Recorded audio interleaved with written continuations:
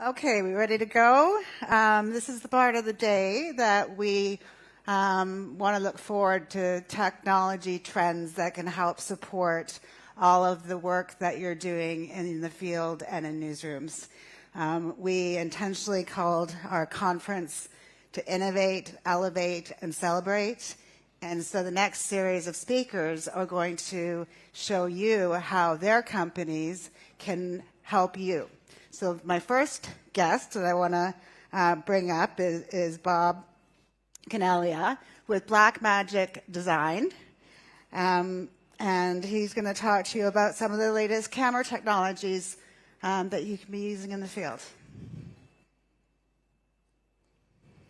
All right. Hello, everyone. I think this is, yes, I can hear myself, so that's a good sign. Hi, I'm Bob Canalia from Blackmagic Design. It says so on the screen. So what we did was a couple of weeks ago, we introduced a new app. So if you have an iPhone, you can download our new app. One thing I will say, if you follow us on X, at Blackmagic, I have to update my slide, at Blackmagic_news, you'll get all of the information about Blackmagic and our updates and things like that. So what we did was we created this new Blackmagic camera app. So it's free. You can get it at the App Store. And what it does is it turns your iPhone into a cinema camera. So it gives you all the features that we have on our cinema cameras, but on your iPhone. Now, where it really comes into play is that not only does it turn it into a broadcast type camera in the sense that you're able to do all the things that you would normally do on cameras. So you can bring in external microphones, you have all the framing guides, you have the ability to have, set your zebra levels. You can record in different types of things. You can actually slate it. You can put in real numbers, scene numbers, take numbers, mark a good last take. All of the things that we do in our own Blackmagic cameras, you can do it on your iPhone. But where it gets very cool is that you can actually do all these things either vertically or horizontally. You can also, there's a stealth mode, so you can shoot vertically, but it'll record horizontally, so it looks like you're not really, you can kind of go around and be less intrusive if that helps. Now, the other thing it does, it stores the clips in our own menu structure that's separate than the video library that you have on your iPhone. And where it gets very interesting is you're able to have a Blackmagic Cloud account where you can upload these videos through the Blackmagic Cloud account. And what that enables you to do is to share all of these videos with someone else. So a news organization says, all right, stringers, if you guys are going to shoot on your iPhone, here's a library that you can send videos from the field automatically, and they'll just go into our folders, and then we can have our editors start editing those clips straight away. And so this gives people a way to, instead of having to hunt down all these people that are trying to record on their phones and post them on things, you can actually have them send them directly to your organization. So it has all the structures that we have in our traditional Blackmagic Cloud account, but this time they're getting files from the iPhone itself.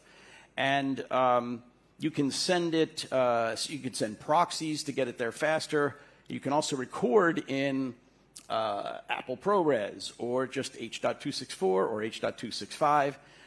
So it makes the files nimble. There's even a chat. So once you're in the actual Blackmagic Cloud account, you can chat with other people there when you're sending files backwards and forwards. As I say, it's a new free app. Now, what we are going to do is also, DaVinci Resolve is our editing, color grading, visual effects, and audio software, and you can get a free download of that. It all works with the Blackmagic camera app. But we're also adding it to one of our broadcast cameras. So the Ursa Broadcast, it has been out for a while, and it will have the ability, starting next month, to do the same thing. So you can shoot with that camera and send files remotely to a folder in our Blackmagic Cloud account, so that you can get not just the iPhone recordings, but also ones from our Ursa broadcast camera. So including, you can send either the raw files, or you can send proxies, or you can record whatever you like and send it there. And again, the same menu structure is on both products. So what's good about that is that anyone that's familiar with Blackmagic Camera already understands how our menus work, and it's the same on the iPhone as it is on any of those. Conversely, if you're thinking about buying a Blackmagic camera and you want to play on your iPhone for a little while, you'll figure out how the menu structure works.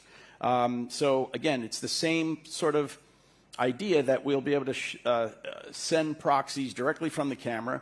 You just plug your cell phone to provide the internet access to your Ursa broadcast, and away you go to sending these files back to there. And that's going to be a free update to those cameras available in November. So I'm going to just go over here and see if there's any questions.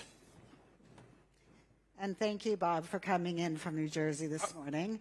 I failed to introduce you as the Director of Sales Operations for the Americas. So thanks very much. And now we have time for any questions that you have for Bob. Hi.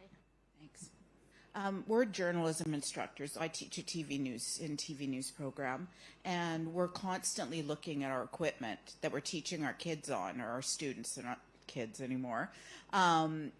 To see what the next thing is going to be and how we can best prepare them for the industry. Now, you are kind of you have a stake in this, but where do you see things 5 years from now? I mean, we're already looking at, the editing program. We're teaching on Avid right now. Figure if you can use Avid, you can use anything. Obviously smaller camcorders. We're not using the big honking cameras. Right. But where do you see things 5 years from now? Well, I think in 5 years, every kid that shows up at college is already going to have a camera because they're inexpensive. I find that this trend has happened huge. One of the things about Blackmagic is our goal is to enable the masses, right? So we make products low cost. Free is about as cheap as we can make it. But because every camera that you buy, Blackmagic camera, if you buy a cinema camera or a pocket cinema camera, they start at, 1,500 Canadian, if I do the math right. You get DaVinci Resolve, our software, the licensed full version of it, right? But the free version will basically give you everything that you need.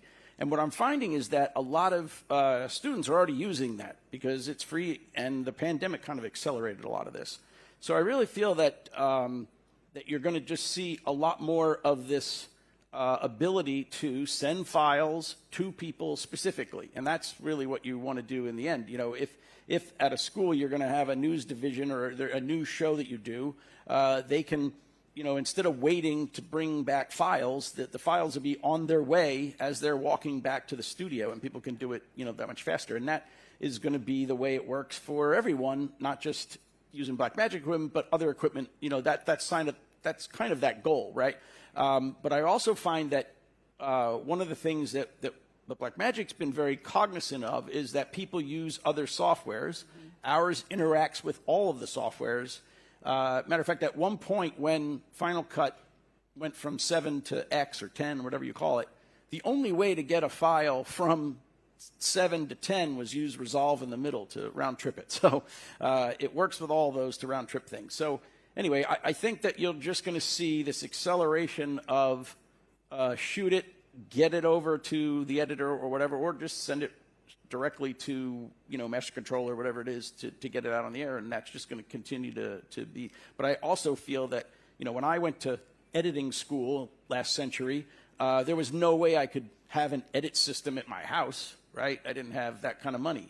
Whereas today, it's on my laptop, and it was free. So that is going to accelerate students' knowledge before they get there, which is good because if they know the technology, then you can teach them other things like framing and lighting and, things that they may not know. And storytelling is the big one. It's like everyone always says, what's the best feature of this and that? And I said, look, if you tell a better story, that's the goal. And no camera or software is going to make you tell a better story. But, of course, AI is going to try and do that. But either way, I think that, learning to tell a better story and learning to concentrate on the result instead of the technology is going to be something that we're going to see more of. when you think of the time saving for journalists in the field, especially everyone knows in Toronto you can't get around, let alone go for a couple blocks. But when we're, in locations across Canada and, internationally, it's such a barrier to moving content quickly when you're working with different servers and different newsrooms and different teams in different parts of the organization. So that in itself, you can just see how this technology will really expedite the content that we're gathering. Absolutely. You everyone wants to be first, so that's the goal is to speed that up, and that's part of what we're doing with our new cloud service. We have a question over at the back here.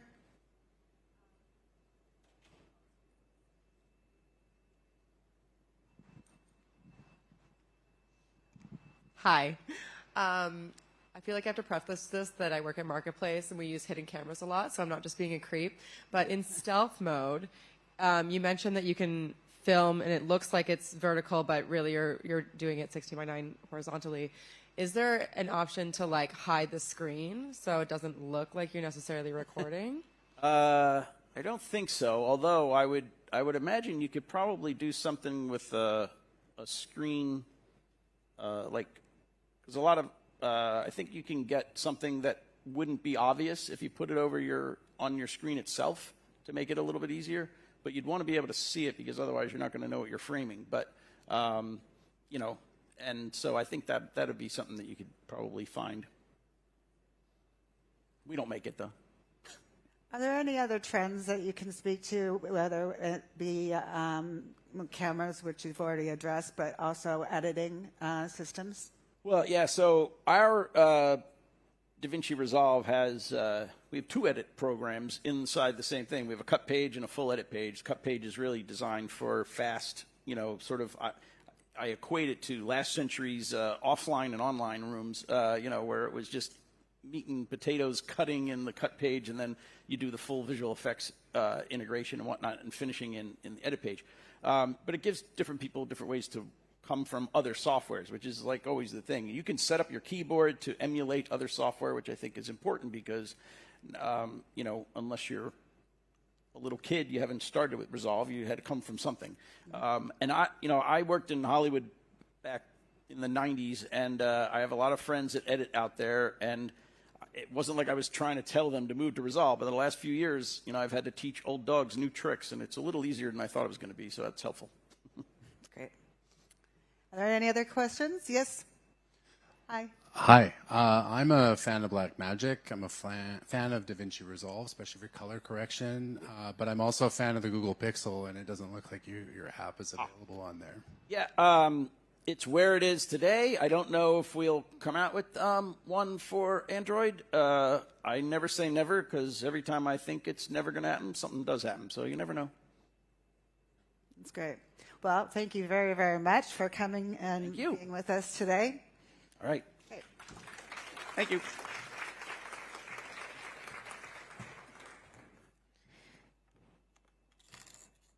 Okay. The next guest that I'd like to introduce is part of our Live U team that is providing the streaming for this conference. And Arco as well has come from Detroit via Montreal.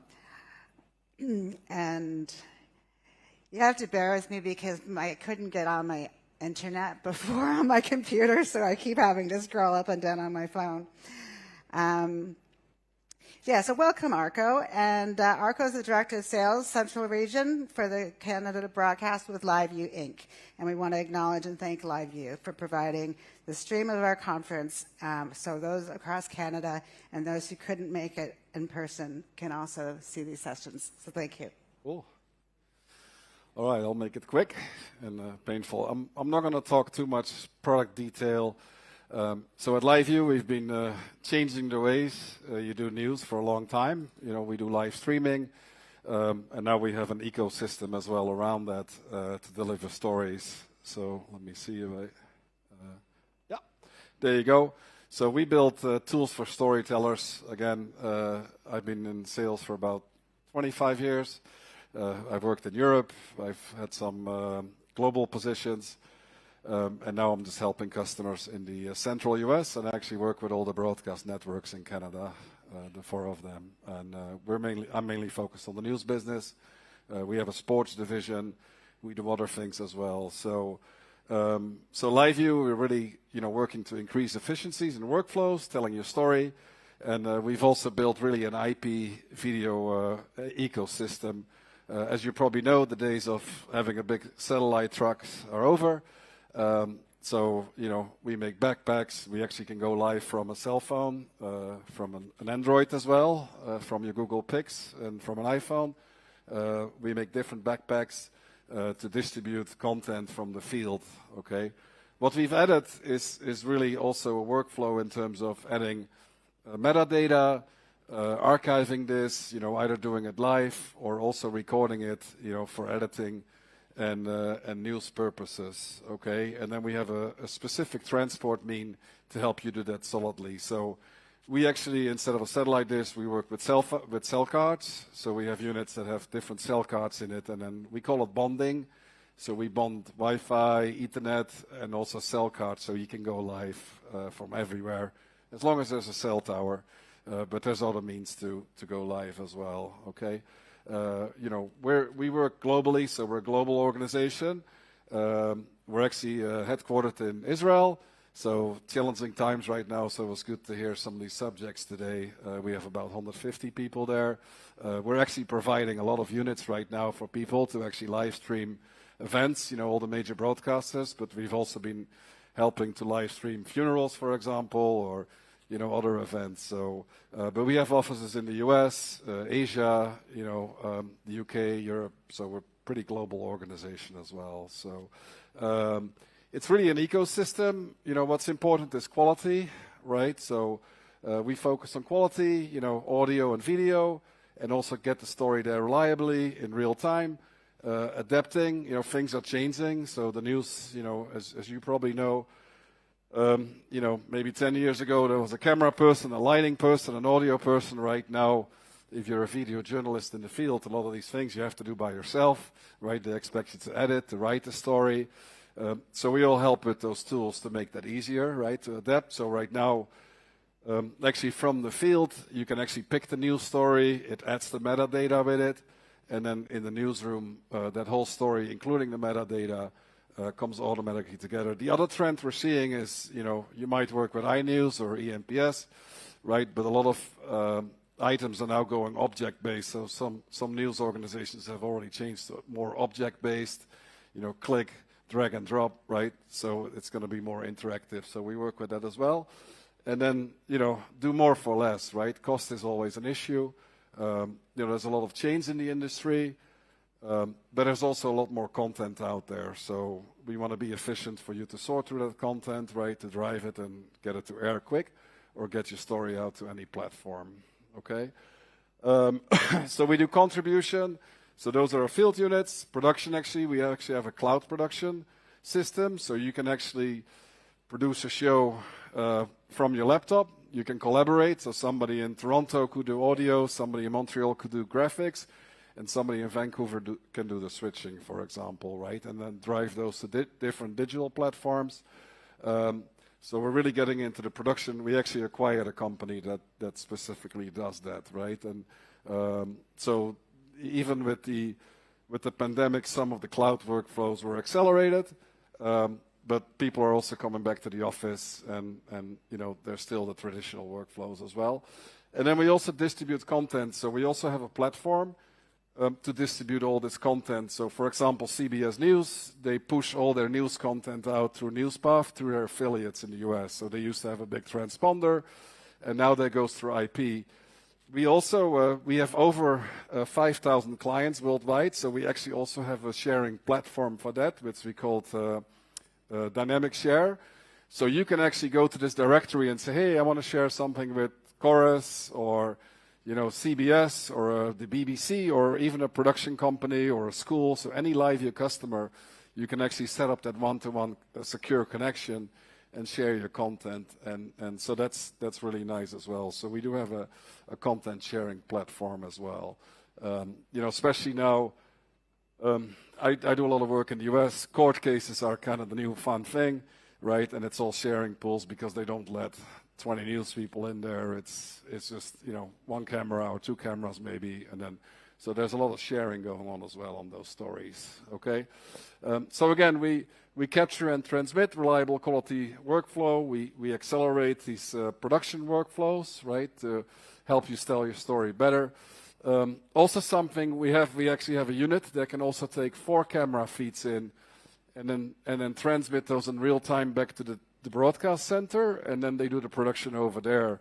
So they don't drive a whole truck out anymore. And on the news side, what we've seen a lot with that is that the news organizations are doing a lot more, road shows. They do a news event somewhere with 2 cameras, but it's much easier from a resource perspective. And the audience actually like that because, it's more personal, right? So we've actually done broadcasters in my region that have done like mini road shows in the summer, or they go to a fair. So that's been really cool as well. Or there's a fireworks show and all that kind of good stuff. Ian will talk a little bit more about Studio, so I won't go too deep into this. But Studio is basically this cloud platform that will take in different formats. You can do a webcam, you can invite guests, you can bring in different formats like live view or SRT or RTMP or NDI, and then you can produce in the cloud and really shorten those workflows. So what we see there is people drive secondary content, to push out more content to the digital platforms. I know in Canada you can't go to Facebook and stuff, but most people now, want to really drive it to their own app and monetize that.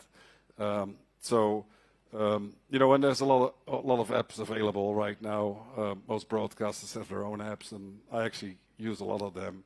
NBC, Paramount, all that kind of stuff, and there's a lot of content on there, and it's worth the $6 at least for me, even for an old guy.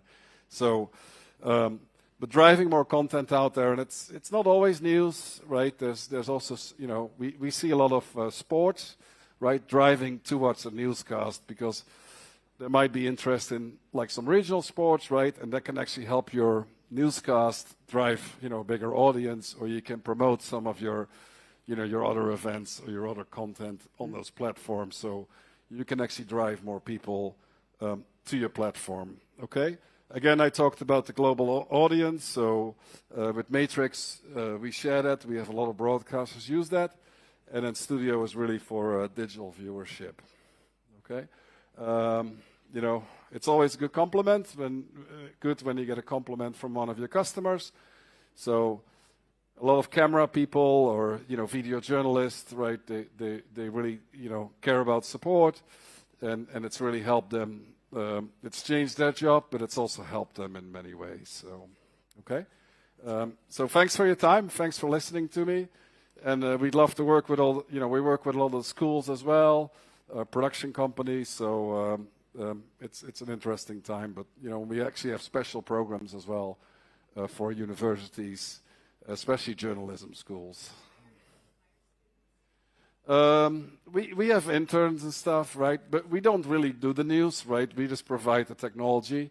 But we have specific programs, like I know in Michigan, where Michigan State has a journalism school, and they actually use live views because it also because we're widely used in the business, so it also helps somebody if you know how to use the technology. And I think for students it's important, or for people that try to get in the business, it will help you do your job as well, right? Because like I said, they might want to, you have to write the story, but then you got to also go edit it, maybe shoot it. So you got to do a lot more stuff. So it's good to keep up with the technology or learn it and embrace it. So, okay? That's great. Thank you. Does anyone have any further questions for Arco on this part of the technology panel? You covered a lot of ground there. I explained it real well. Well, thanks for listening to me. I think, though, it's just revolutionary how we can have remote shows and live switching and on the ground with up to 4 cameras. And as your quote here, you know, not laying cables and walking around with a lot of heavy gear allows the mobility. And it's a lot of fun, and you know, I'm an old guy. I'm one of these guys you talk about, like, you know, I don't watch TV. I actually do watch TV. I like the news, but my habits are also very different because, you know, I have young children, so I just was working and having fun, and so my habits are also changing because, you know, I'm in my mid-50s, but I got a 5-year-old daughter, right? So I'm picking up on her habits as well, and so I would say with technology today, it was really cool to hear about AI and everything, and I agree, AI shouldn't write a story for a journalist, but there are tools that I think can really help you, you know, do your job better, more efficient, and in reaching an audience, because in the end of the day. And we have an AI company and guest joining us later in the session, so Yeah, perfect. so, okay, well, thank you for having me. Thank I you appreciate very, it. very much for coming. We really appreciate your support. I'm going to stop getting up because every time I do, I fumble my introductions. So now I'd like to introduce another member of the team that is helping us live stream today, Ian McGinnis. Yes, hi. Should I go? I should go over there. Okay. I'll go straight. And Ian, I mean, Ian, it's been a couple years now since, or definitely last year. It was last year year we that we started started. streaming, year before, of course, with COVID. So it was, for us, revolutionary to be able to have a hybrid conference since, you know, fewer of our colleagues are able to travel and with COVID. So I'm going to let you talk, Ian, about, you know, how you're doing it. Yes. And perhaps your learnings over the last year, because a lot of us aren't looking at the live stream, but Ian's really developed a new way of adding to the production value. Well, thank you for that lovely introduction. This is big for me. I'm very much accustomed to being at home behind my computer, so seeing all these faces is overwhelming, to say the least. But yeah, I come at this from the user angle. I would call myself a freelance cloud production specialist, if I can call myself a specialist, that's fine. But what we've been doing is using both LiveView as our main infrastructure. We're LiveView integrators as well as sales partners. We're also a little bit into the drone public safety space as well, because they're trying to get into live streaming as well, but I'm not going to really dive into that too much today. What I wanted to show today was the actual LiveView Studio, which is our cloud production control room. So this is going to be a video that just kind of runs through. I'm going to walk through as best I can. If I miss stuff, sorry. I think this is playing now.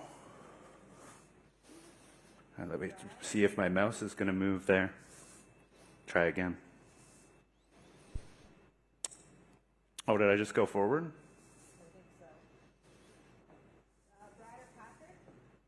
Either way, I'll start talking. You guys can just, if it plays, great. If not, I'll just have to talk.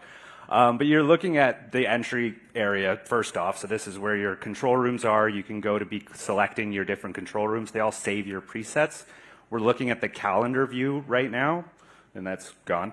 But that's where you're able to schedule all your streams. The beautiful thing about the technology is that anyone who has a login is logging in off of their browser to collaboratively edit the live stream. So everyone can remotely jump in and be running your event, which is great for what we were doing in the early days, which during COVID was esports.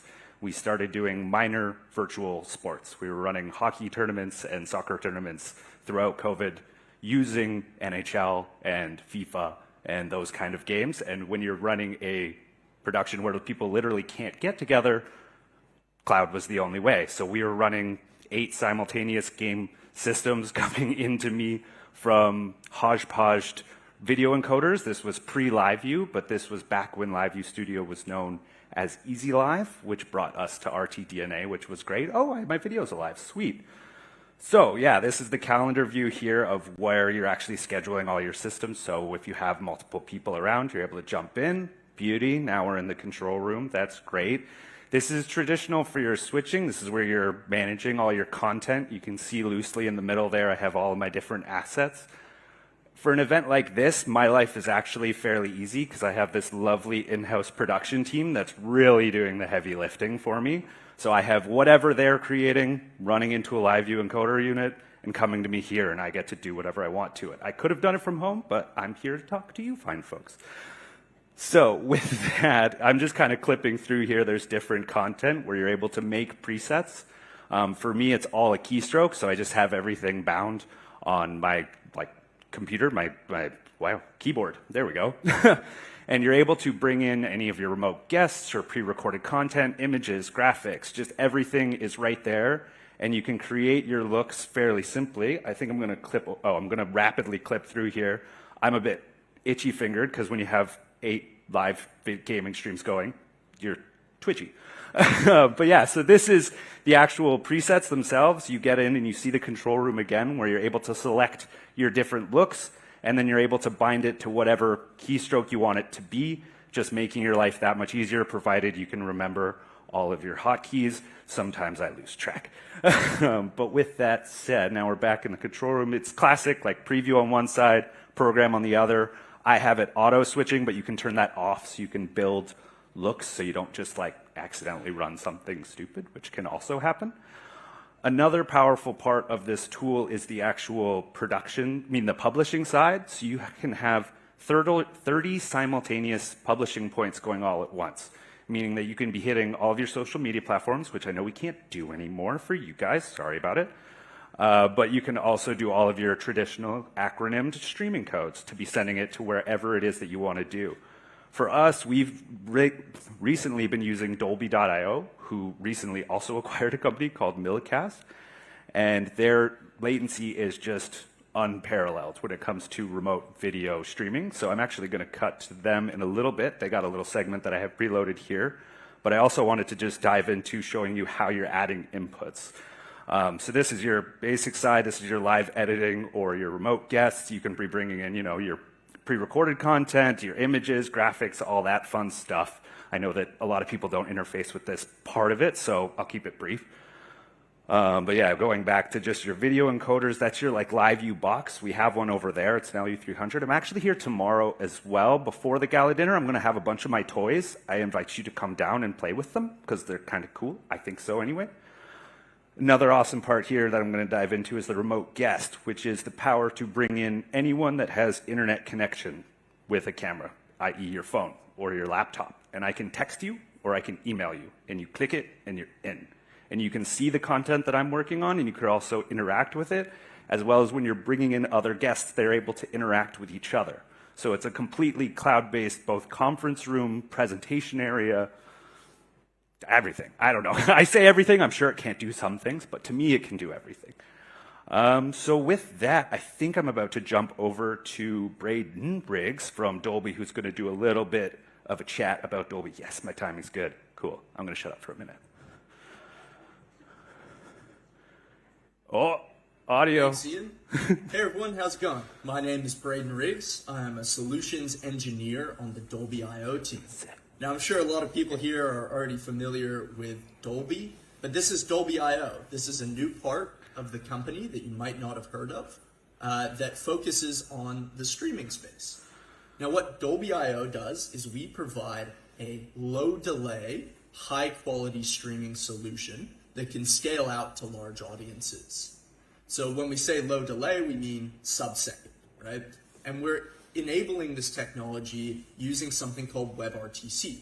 And fundamentally what we do is we take these WebRTC streams and scale them out to large audiences. That's our solution. Now this can be used in a lot of different industries and in a lot of different ways, but I think a great one to briefly touch on is the sports space, right? You might have a sports game happening in one location, but your production team is in another location. And you might want to really quickly and easily stand up a high quality, low delay stream for the production team that's in a different location.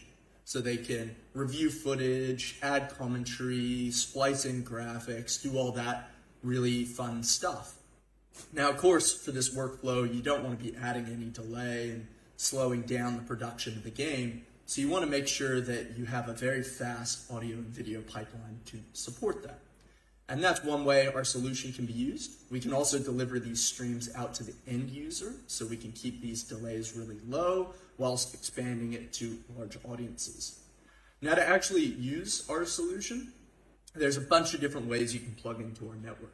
As you can see on the diagram on screen, we integrate with a variety of different capture methods, whether it's drones or professional cameras or even game engines. We can then take those feeds and encode them. Because we're using WebRTC, it can be encoded in browser or via software solutions or even via hardware solutions, which can take that video and compress it and then add it to a transport protocol such as WebRTC, which we support, but also RTMP or SRT.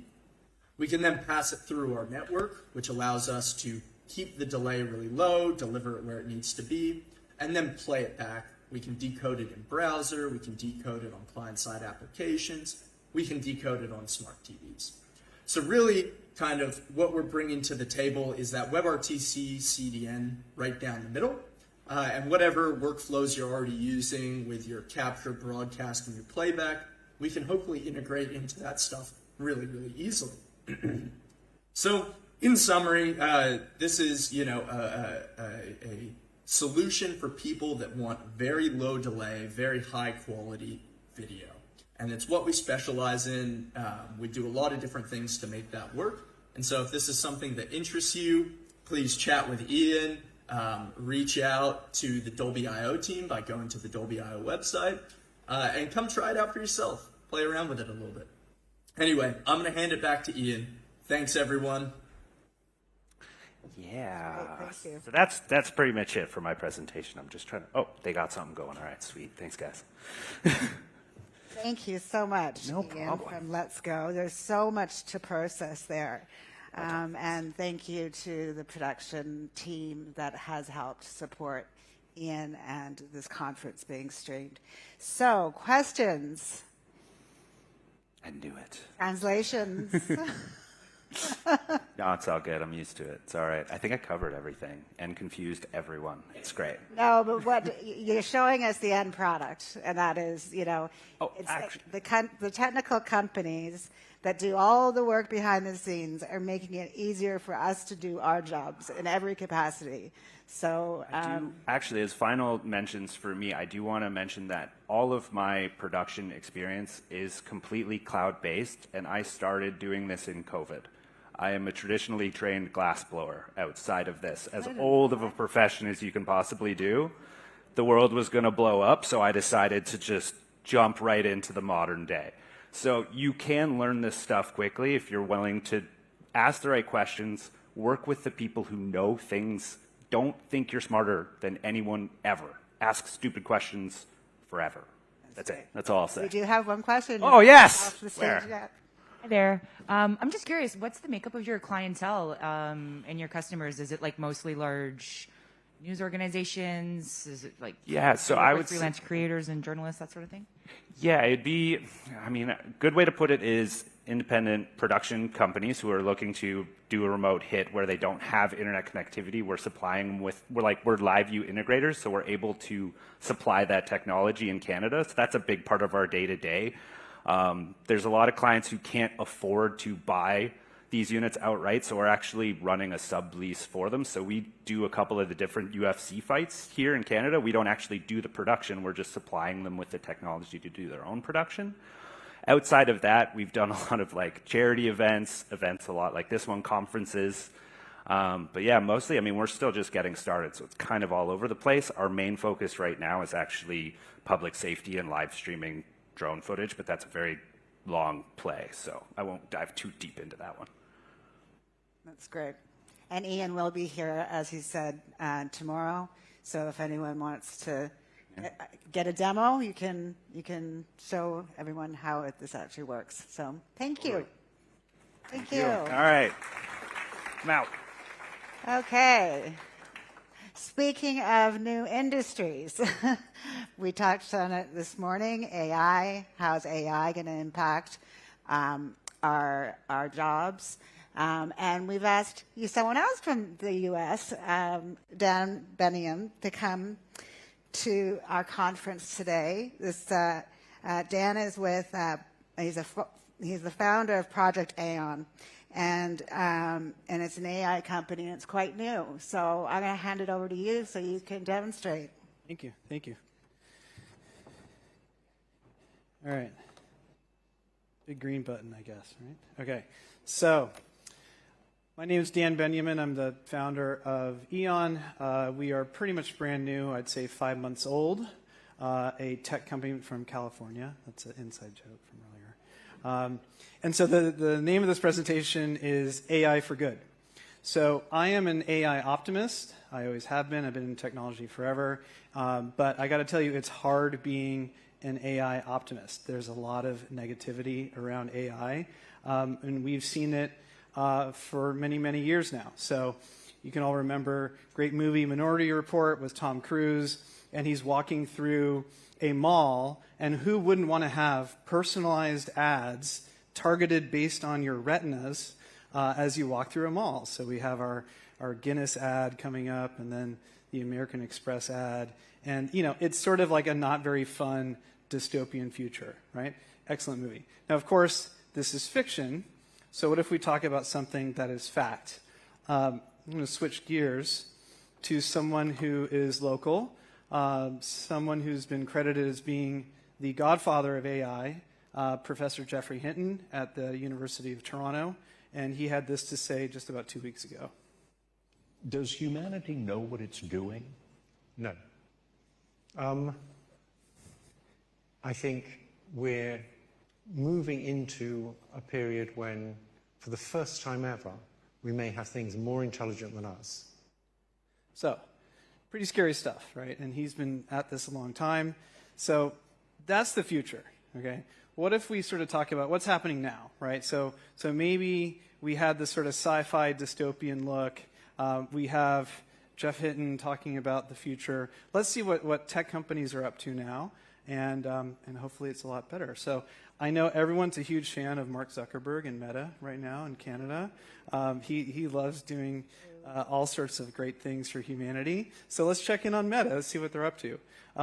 Let's check in on, I think this is Kendall Jenner, or is it? Hey guys, it's Billy. I just want to introduce myself. I am here to chat whenever you want. Message me for any advice. I am ready to talk, and I hope to talk to you soon. Okay, that is totally AI. That is not a film. That is an AI-generated Kendall Jenner lookalike that's put together by Meta. It's under the name like Billy or something like that. And people commenting, this is on Instagram. You can go on Instagram now and check her out. And people comment on this video. This is honestly scary with 160,000 likes on the comment. All right, what the actual frick is going on? So very, very confusing, but Meta's going to do what they're going to do. And they haven't really sort of stopped there. They're making this whole sort of persona around this character. So we have this picture, plate of cookies, and a candle. This is, of course, generative art. None of this is real.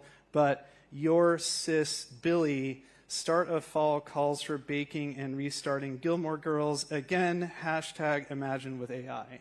And they even have a little disclaimer in the corner, imagine with AI. So there's this whole sort of, if you remember the movie Her, this whole thing happening about people communicating with completely artificial things.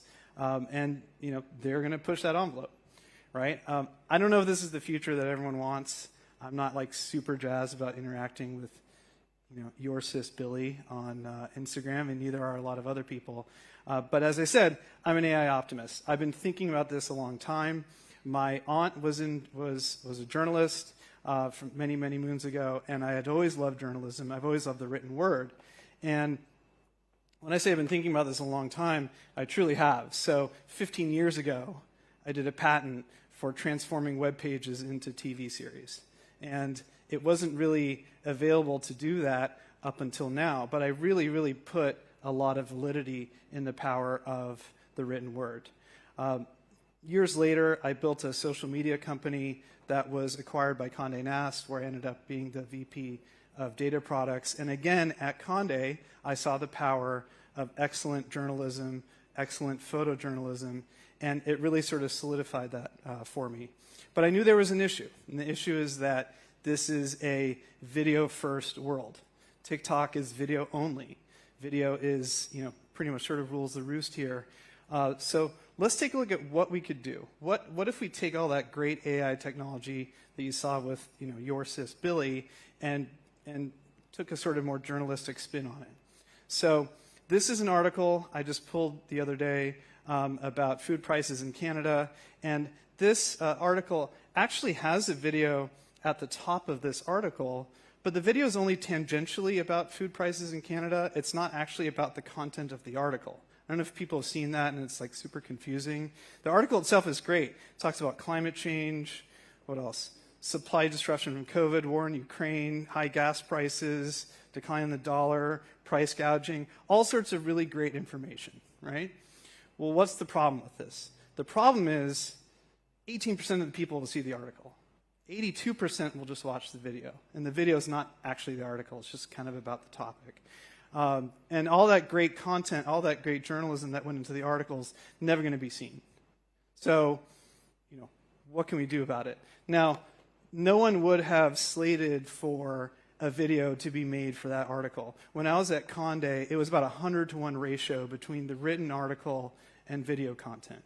So the 99% of stuff is just not going to be seen. But what if we could wave a magic wand and use all the sort of latest AI tricks to build a video, a personalized video, from that article? Now, this is a demo. This is a beta, and I'm going to put that disclaimer out there. I did not get clearance to do this or anything. But this is an example of what our software can do. Good afternoon, Dan. The latest special report from CTV is about the root causes for rising food prices in Canada. Here's a brief summary.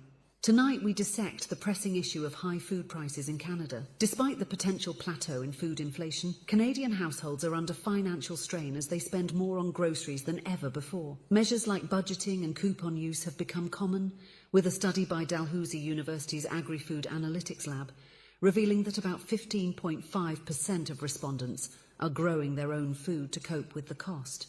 Alarmingly, nearly half of those surveyed admit to prioritising price over nutrition.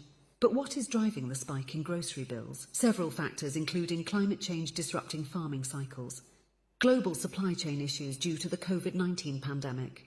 The war in Ukraine is impacting agricultural output, high energy prices, weakness in the Canadian dollar against the United States dollar, and perceived price gouging practices in the grocery industry. Okay, so everything there was done by software, right? So the voice was synthetic, the narrator is synthetic, the script was put together by software, all the clips were pulled together by software, and all the post-editing was done by software. Now, I'm not a very creative person, so I trained the software to do something that's sort of newsy, and it comes across as a little the way it does because I'm not really trained in it, but I trained the software. I told it how it should flow, what a sort of outline would be, a creative brief sort of thing. And the software very sort of dutifully went off and did it. The great thing about it, though, is that it's not just making stuff up. It's pulling all the information from the article. That chart was in the article, right? A lot of the other things were stock clips, but that chart was one of the things that was in that article. Article doesn't have a lot of pictures in it, so there's not a whole lot to put on the screen, but it tries its best, right? So can we go even further, right? Can we do even more than this? So what's great about this article is it has a gazillion links in it, right? And a handful of links link off to a bunch of other things that are also on CTV, some things that are not on CTV, but there's just a lot of learning that can happen, right? So let's say that I saw this, and then I was sort of given an offer by my little avatar here. You can dive deeper into several additional stories, including government policy, climate change, and how the war in Ukraine affects food prices. So now imagine, instead of a static video, but something that's actually interactive, right? Where I'm sort of like talking to the publication in this case, and it's done on the fly. And I want to know more about climate change and how that affects food prices. In a turbulent year marked with climate crises, Canadian and global food prices have surged like never before, straining budgets.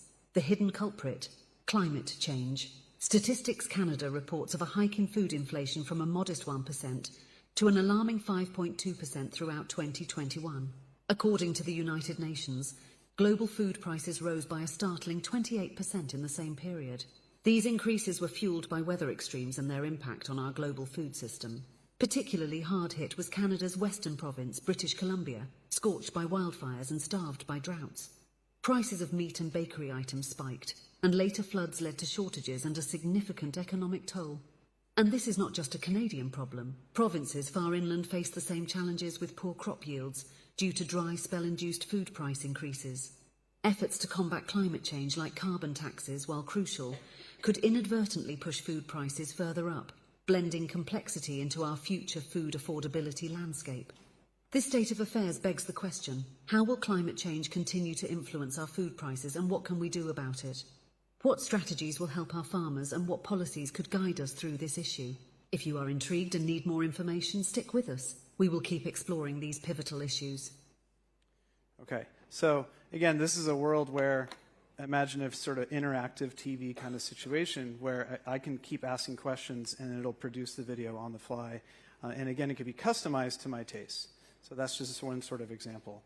And I think kind of, the conclusion here is that, AI is here, right? Everything that you would imagine being impossible is totally possible. So that's totally a real thing. And ultimately, it's, what are you going to do with it? And that's my presentation. Thank you very much. And if we had an hour, I'm sure there'd be enough questions. But please sit down and we'll take your questions. I was really pleased that you had Jeffrey Hinton in there. One of the pieces of advice he gave to another conference that I was at, the Collision Conference, was, to young people, that fear that, AI is going to replace their jobs. And he said, if you, make a cabinet or be a plumber, you're never going to lose your job.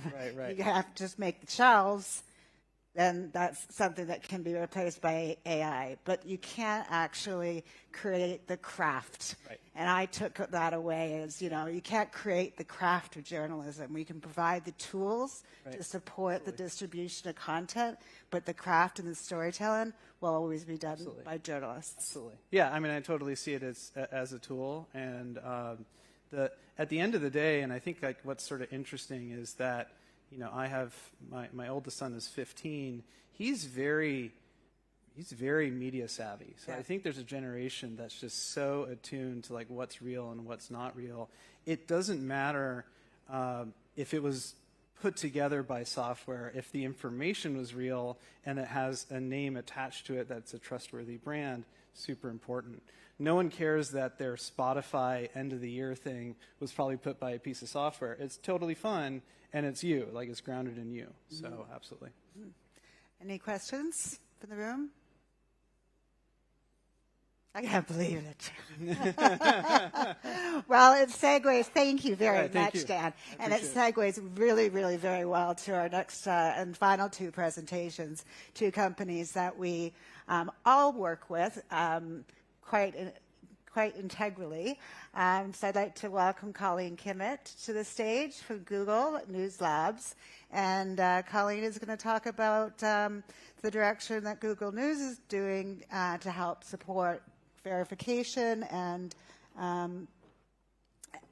just tools that Google is developing to help us do our jobs.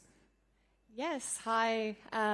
Nice to be here. Nice to see everybody. My name's Colleen Kimmett. I am a teaching fellow with the Google News Initiative. So my job is to give trainings and workshops to journalists, journalism students, freelancers, and newsrooms across Canada. I'm going to show you today 3 tools among the many that I cover in the trainings.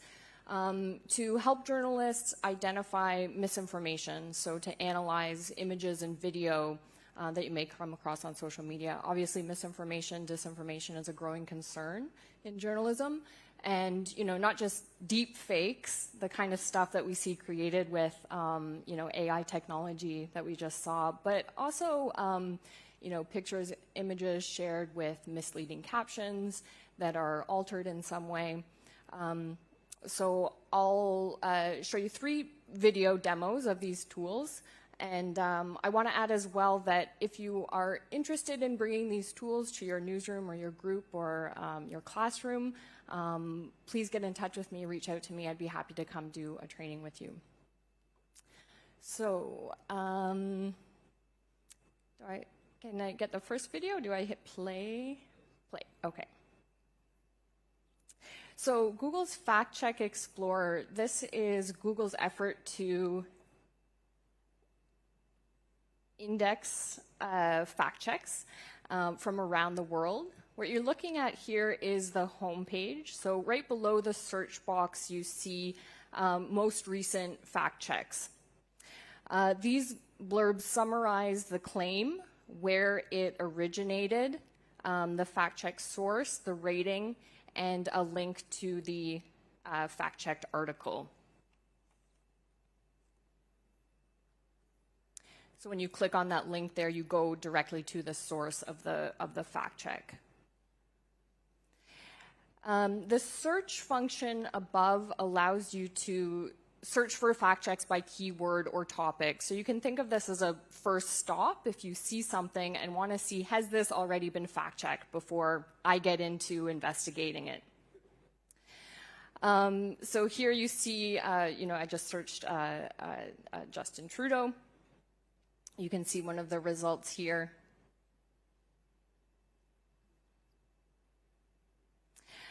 You can do some search refinements here. So for example, I can search for Justin Trudeau minus Russia. And you'll see here that the results exclude that article we saw about Putin name calling. I'm curious, has anyone seen this or used this before? A show of hands? Okay, good. So this is somewhat new for most of you. You can also search by country, for example. AFP Fact Check, by the way, you'll see it there, is a great source. And AFP is interesting because they really lay out their fact-checking process. So if you're learning about fact-checking, identifying misinformation, you can see the steps that they take. I can also search by site. So I mentioned AFP. I can see all of the fact checks by a specific fact-checking organization or news organization. And note here that they aren't always true or false. So you can see some fact checks, the rating is, okay, misleading or missing info, for example. And this is a new feature in beta. I can also fact check an image. So upload an image address and see if that image has been fact checked. So in this case, this was an image that was circulating around COVID during lockdown. It appeared on multiple social media networks. It was a huge rally, supposedly an anti-mask rally, but it was in fact a gun control rally.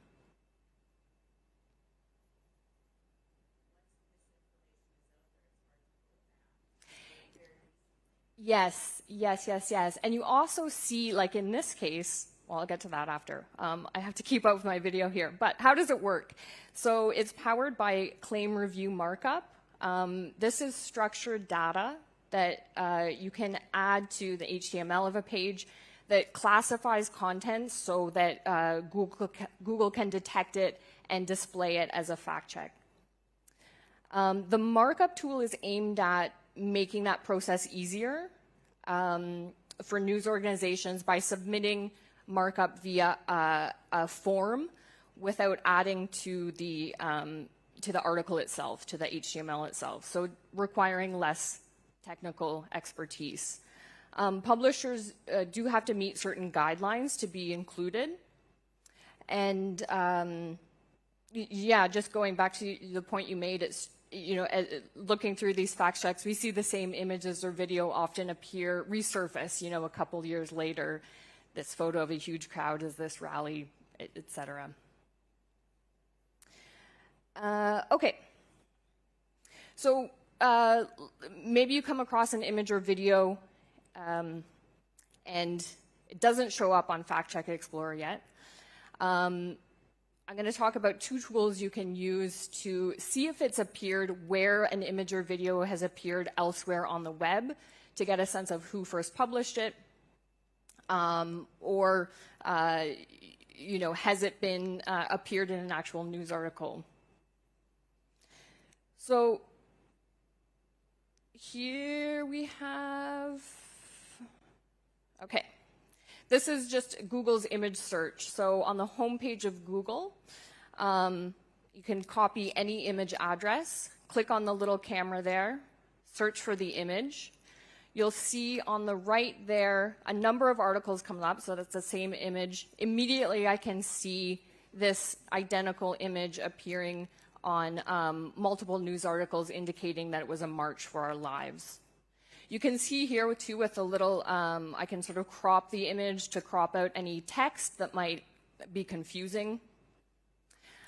And again, click through to the article, get details. I can look at the byline or the date line on an article to compare it to a social media post, for example.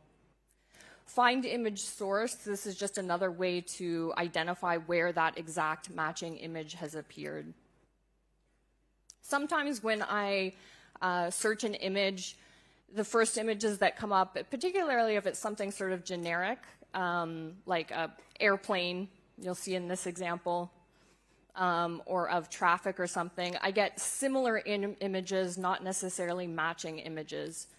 So in this case, this image circulated in 2018, and again in 2021, this image of a UN plane on a rural runway with captions similar to what you saw, you know, cone of silence, media secrecy, migrant invasion. It was in fact just a regular maintenance stop in Newfoundland for this UN plane. So that first hit there, this is the Saltwire article where that photo originally appeared. And in the fact check that was done by AFP, you know, they actually called the photographer, got a comment from the photographer.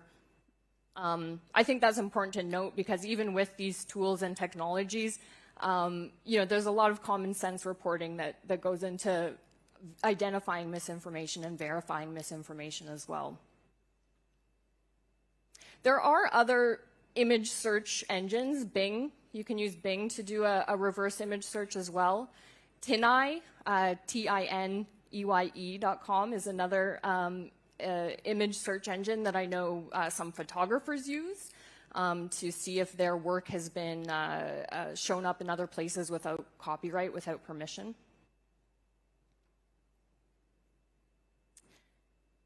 And that's that video. I'll go into the next video. So Google image search, really handy tool. It's often used by AFP in these fact-checking sites. If you have a video, though, how do you see if a video has appeared elsewhere on the web? I'm going to show you next a tool to do that. This is called InVid. So this is a plugin for Chrome browsers. It was created to help journalists save time in fact-checking and debunking images and videos from social media. So I've got this downloaded on my browser already.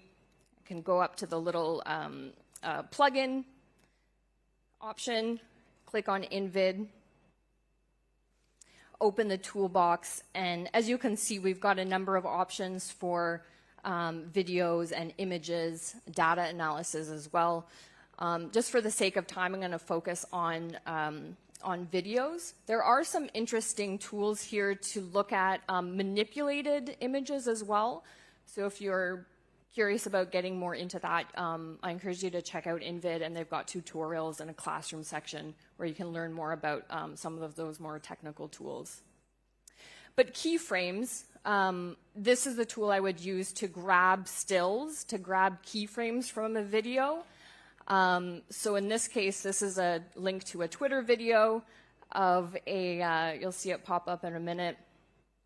It was a very slippery, snowy day, and there's a sort of comical scene of all of these cars and buses sort of slowly, you know, gliding into each other. But you can see here, I enter the image from a social media video. Facebook, YouTube. Twitter is not guaranteed anymore on this site, but this is a Twitter link that still works, so try it. And then from here, I've got a number of still frames at my fingertips. I can click on any one of those, reverse image search that still frame, and here I see a number of articles showing me what happened this day. So this obviously is not a hugely controversial video, but again, it's a way to sort of triangulate when it was taken, where it was taken, find news sources or other sources that link to that video and therefore have a still image, a keyframe from that video. And what are we looking at here? This is, oh yeah, just an example of the video analysis tool does a similar function in terms of extracting keyframes.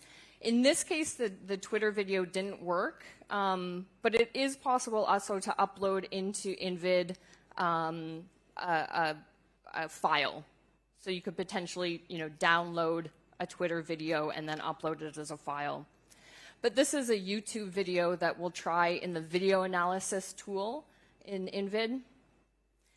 And what we get here, like I said, are keyframes, are stills from that video that you can reverse image search, but also contextual information about the video. How many views it got, the user it came from, the channel it came from, but also comments on the video, which can be useful in determining what people are saying about this. Hey, this looks fake, or hey, I saw this somewhere else. Again, giving you clues as to is this real or not. So in this case, this is a video of a snowboarder allegedly being followed by a bear. Again, I've got the thumbnails here that I can right-click on, search image with Google, and right there on the right-hand side, I see immediately news articles, trusted news articles that indicate, no, it was not a real video. So I'm going to stop it there. And yeah, happy to take your questions. Thank you, Colleen. And for everyone that wasn't writing down copious notes to your presentation, I want to let everyone know that Google News is a conference sponsor of RTDNA, and we thank you for your support. And throughout the year, we'll be having Colleen host webinars and, tip and tool sessions for journalists through our website. So we really thank you for taking the time to do that. Thank you. Do we have any questions? I have one. You said that one of the first sites that you showed us said it was still in beta. When do you expect that would be available? Well, it is available now. So this is the search Google's Fact Check Explorer by image instead of keyword. It is available now. In this case, I'm not entirely, I guess, in testing mode still. Okay. But it is available in Canada. And you might have noticed in the URL, it was sort of a long URL for the Google's Fact Check Explorer. You can go to g/co.factcheck to get there. Great. Question? So with these tools, you kind of start with an image, you have an idea it might be fake, and then you find out where it really came from. Do you have a way of tracking how many people have falsely put it out? Ooh, that's a great question. There are some. So I know there exists some open source tools where you can, for example, like they've done this for Twitter. I can't remember the name of it, but there are. I've seen open source tools where you can do this for Twitter. The problem is a lot of these cool open source tools for Twitter have deprecated, I guess is the word, because of the shift in Twitter to X. Right at the moment, Google does not have a tool like that. So we can't identify where it came from, a Russian troll farm, or, you know, who was putting out all the misinformation? I mean, that would be, there have been like investigations into that, and Bellingcat.org, I think, or if you just search for Bellingcat investigations, is a organization that does you know, really serious in-depth investigations, and they've got links to all kinds of different tools and techniques and articles on how to go deeper into this kind of question that you're asking. Yeah. Something that AI can help us with in the near future. Thank you. I was just curious if this is available to everyone, or... Yep, it's out there on the web. It's available to anyone. The InVid tool that I mentioned, there are some of the tools you have to sign up to use, but they're all free to use.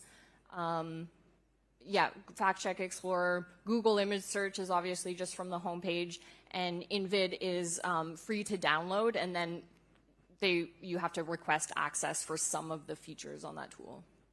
But it's made specifically for journalists, so journalists shouldn't have a problem getting that access. That's great. Okay, we're going to have to wrap it there because you guys have all sat for a long time, and we don't want to give... Thank you, Colleen. And we don't want to give any short shift to our last guest. I want to call up, please, Stephanie Wilson-Chapin. And Stephanie manages news partnerships in Canada for YouTube, something that we're all very interested in. And Stephanie is going to give us, some trends that, are there now to maximize your content on the channel. Well, first, hi, everybody. Thanks for hanging in. I think I'm standing between you and the cocktails. So thank you for hanging here. I really hope I make this worth it for you. I just happy to see a lot of my news partners in the room today. And just a little background on me. I actually worked at Bell Media for many years. Shout out to my CTV News and CP24 colleagues. But I guess my note is, for a long time, I was you. And I really feel like I still am at heart, that news junkie, work for a major broadcaster. And so coming to YouTube has actually been really interesting for me. I'm not going to pretend I know everything. I'm really a student of it, just like you guys. And I'm learning with all of my partners every day. So I'm going to dig into some trends that we're seeing on YouTube. Yes. Okay.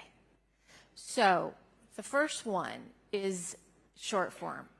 I don't think this is going to be mind-blowing for anybody, but short form is really now, I'd say, the most popular format for sure for younger folks.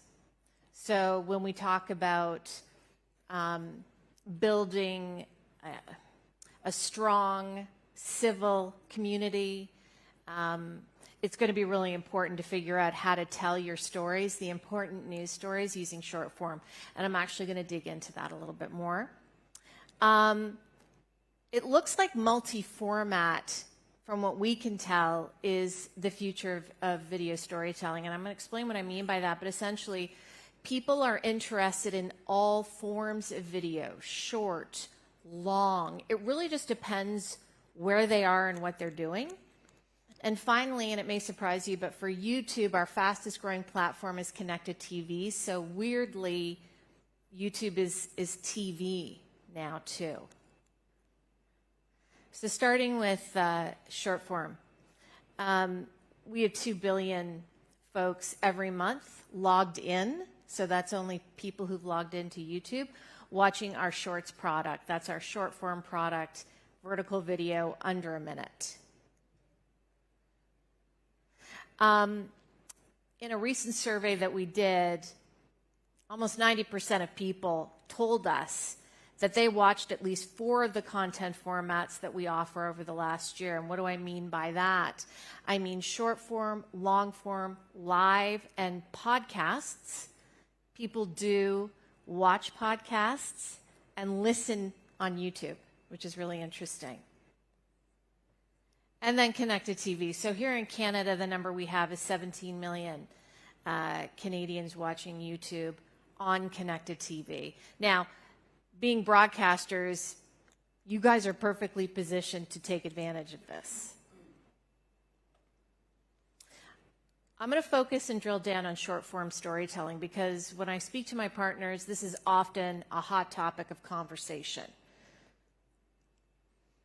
So what we're finding is that our shorts product, is helping news organizations build their audience.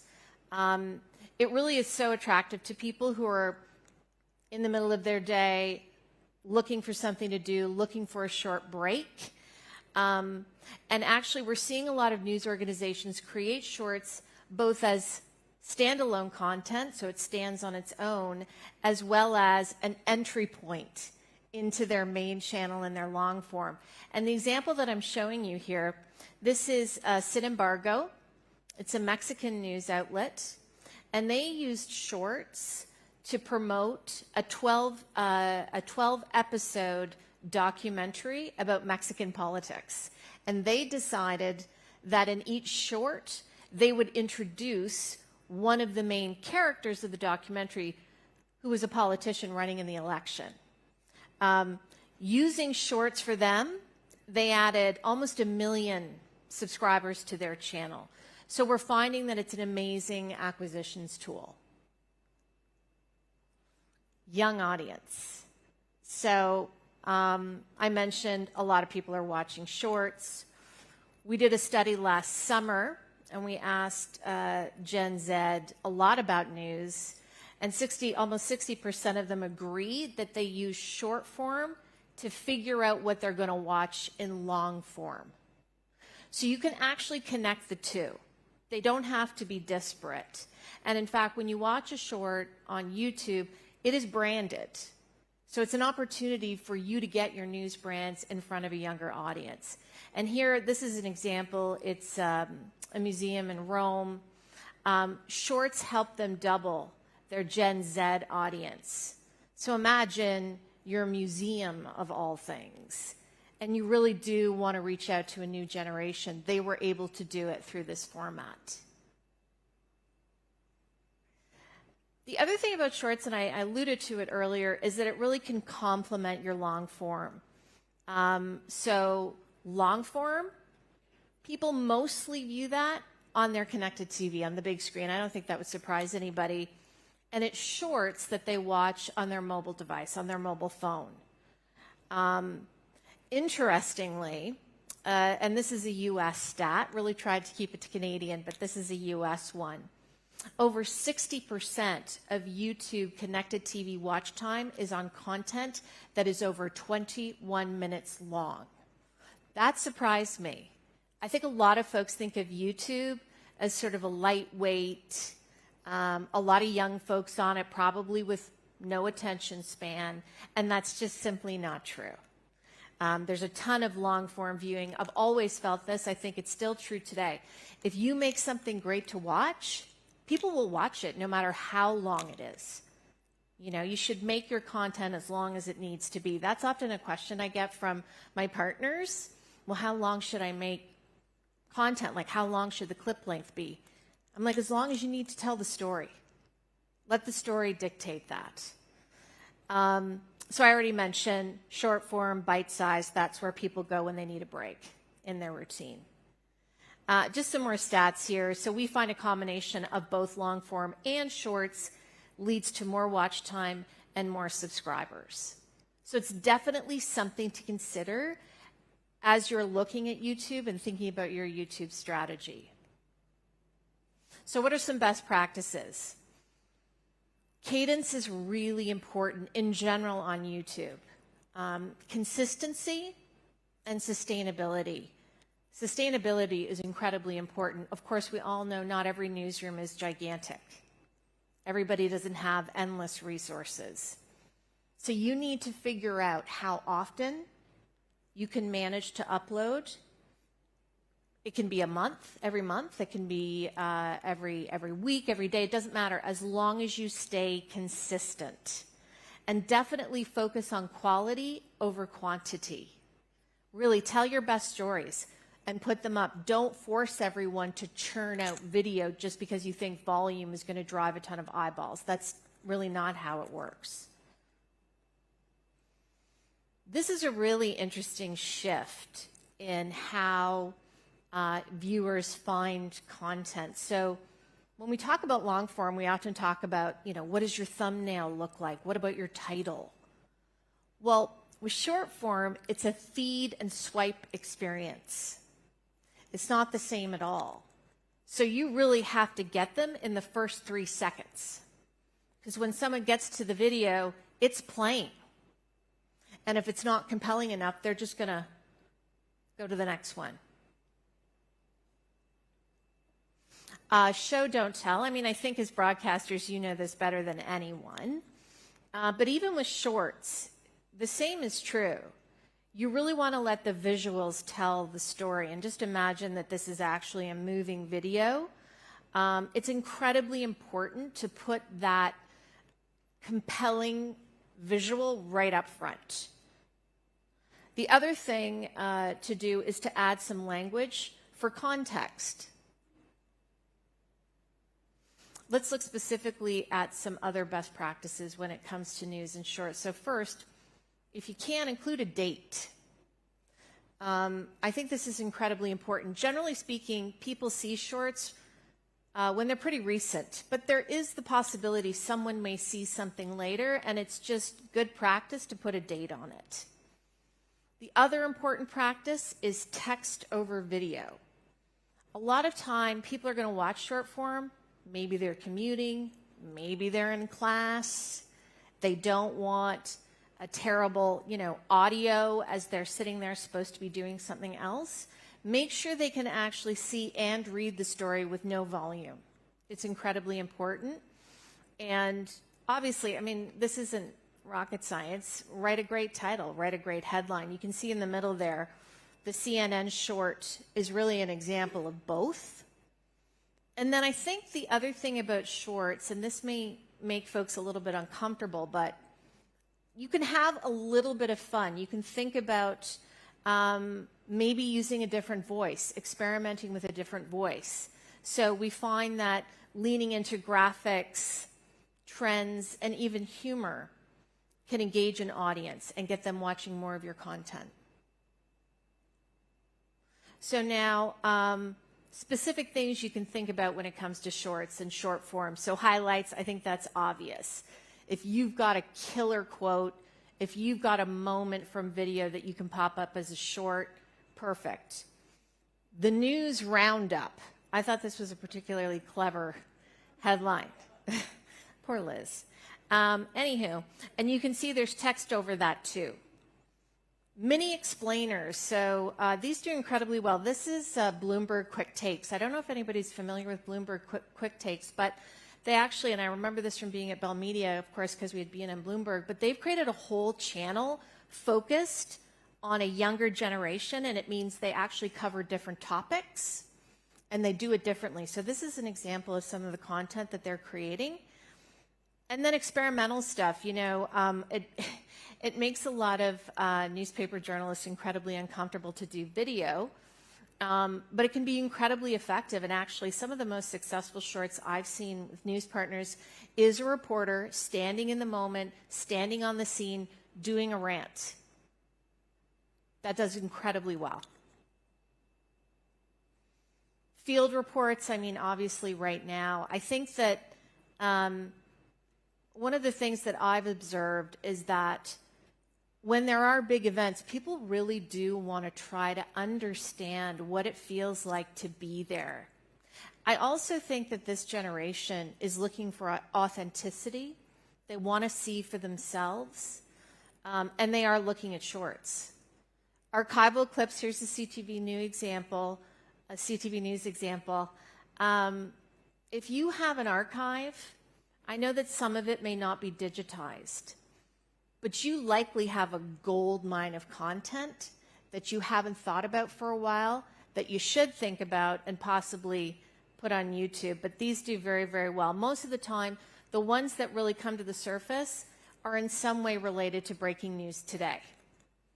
And then there you've got PBS NewsHour doing a behind the story. So again, a reporter on the scene, looks like she's doing some election, the GOP debate, talking about what it's like to be there, which she observed as she was standing there watching everything unfold. That's it. Almost time for drinks. Oh, here, I'll put this here. Any questions? Okay, we've got one. Oh, good. Oh, yeah, live. Well, I mean, I think that, and again, those partners in the room, a lot of you do stream live on YouTube, and from what I gather, it's actually our tools are really terrific for that. The interesting thing about live is that it displays a little differently when you go to YouTube. So if you go to your home screen on YouTube and there is something live, it'll have a little red dot icon, which may catch someone's eye differently. It also delivers a lot more watch time. So people watch live video a lot longer than they do any other video. So it can really drive up your engagement. Yeah. Stuff. Okay. All right. That was a long Thanks, session, everybody. but so valuable. Thank you Thanks, very, everybody. very much.